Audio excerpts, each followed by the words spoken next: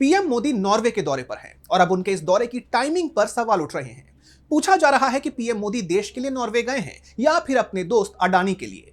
दरअसल फरवरी में अडानी की कंपनियों को नॉर्वे से झटका लगा था, जिसके बाद अब पीएम मोदी का यह दौरा सवालों से घिर गया है।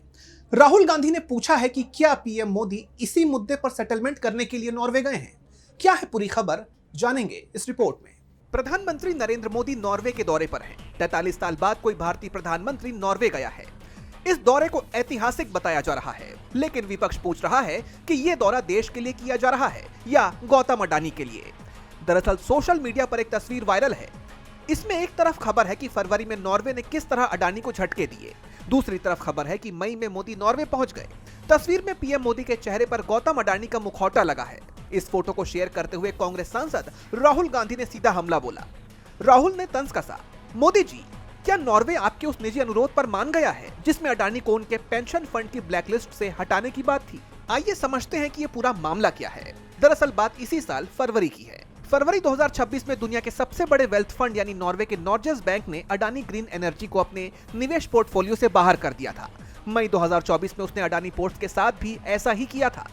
नॉर्वे ने साफ कर दिया था कि वो अडानी की कंपनियों में पैसा नहीं लगाएंगे, वजह जो भी हो। लेकिन जैसे ही नॉर्वे ने अडानी की कंपनियों को बाहर किया, उसके कुछ ही महीनों बाद पीएम मोदी वहां पहुंच गए।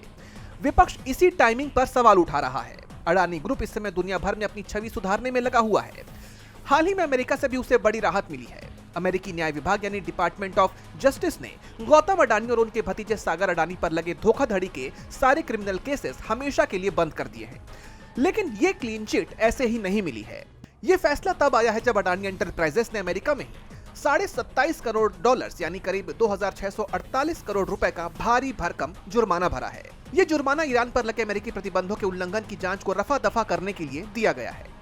अमेरिका में करोड़ों का जुर्माना देकर सेटलमेंट करना हो या नॉर्वे के फंड से बाहर होने के बाद पीएम का वहां दौरा, विपक्ष का आरोप साफ है कि सरकार की विदेश नीति अब महज अपने व्यापारी मित्र को बचाने के इर्द गिर्द घूम रही है। सवाल यह है कि क्या देश के प्रधानमंत्री के दौरे अब किसी उद्योगपति के ग्लोबल डैमेज कंट्रोल का हिस्सा बन गए हैं? अब इस मामले में आगे क्या होता है, ये देखना होगा। डीबी लाइव की रिपोर्ट।